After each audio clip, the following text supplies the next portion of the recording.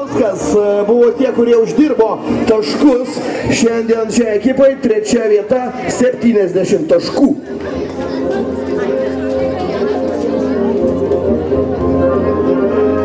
Antroji vieta.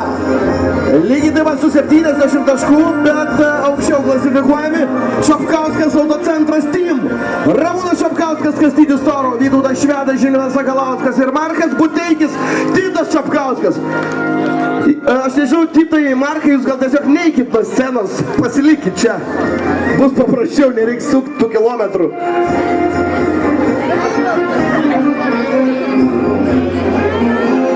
Na ką, ir čia kviečiame komandą nugalėtoją. Pirmoji vieta. Abepa ST Sport. Deividas Gezevičius, Evaldas Kremeris, Serhij Potiko, Ivan Mišin ir Paulius Beniušis, Kristupas Adinavičius.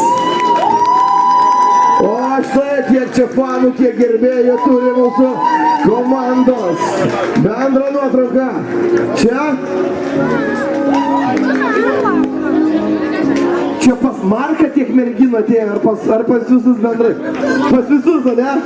Supratau. Gerai, tai bendra nuotrauka. 3 greičiausios komandos. Viada Multi FX, Čapkauskas Autocentras Team ir Abepa ST.